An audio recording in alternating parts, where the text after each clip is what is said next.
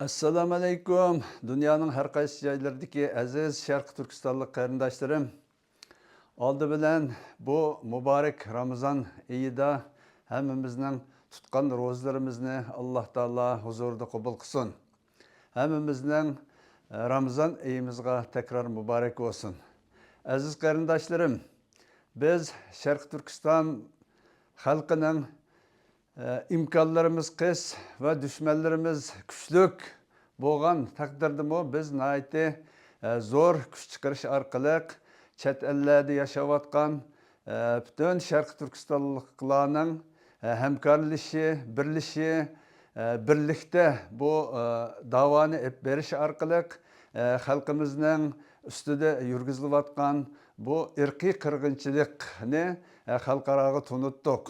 Bo'libmi Dünya Uyghur Qurultayı rəhbərligində qurulğan Dünya Uyghur Qurultayının təşəbbüsü bilan qurulğan London Uyghur Məhkəməsi də Xitay hakimiyyətinin Uyghurlar və Şərq Türkistanda yaşayotgan Müslüman xalqlarga yurgizgan ağır jinoiy qilmishlarini irqiy qirg'inchilik va insoniyatga qarshi jinoyat deb bekitdi.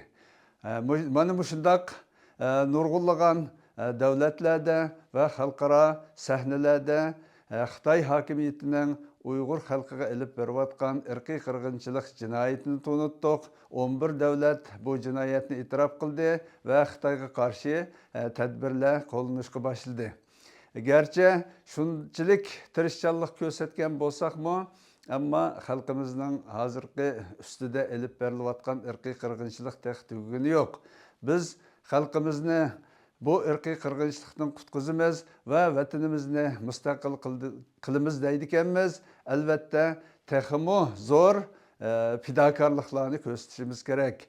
Butun Sharq Turkiston xalqi mollari bilan, jonlari bilan bu da'voga tuhfa qo'shish kerak albatta. Shunday qilgan vaqtida anandan keyin biz ko'zlagan maqsadga nishonga yeta olamiz.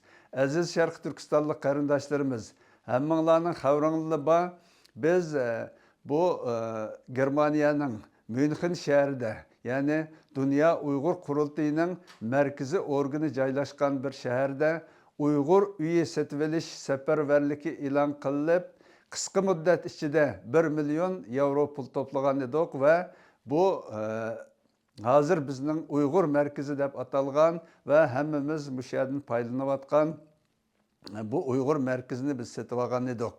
Va bu yerni yasash va bu yerning bejini va davlatga to'laydigan rasmiyatlarni to'laydigan yana pul kamlab qolgan sababdan biz buning ustini qazagandik. Ya'ni 200 ming yevro atrofida qazagandik.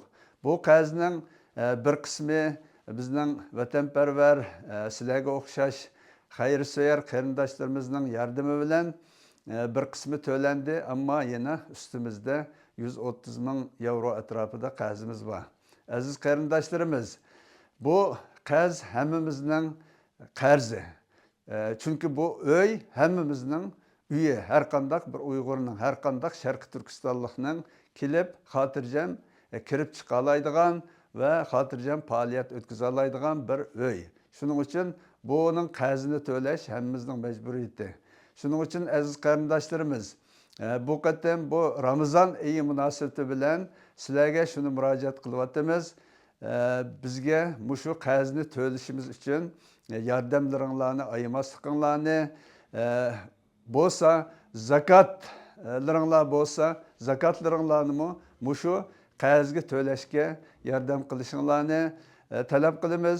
Chunki Alloh taolo Qur'oni Karimda 8 turlik zakot berishga loyiq kishilar va organlar orasida shu qarzdorlarning qarzini to'lash uchun zakotni ishlasa bo'ladi degan.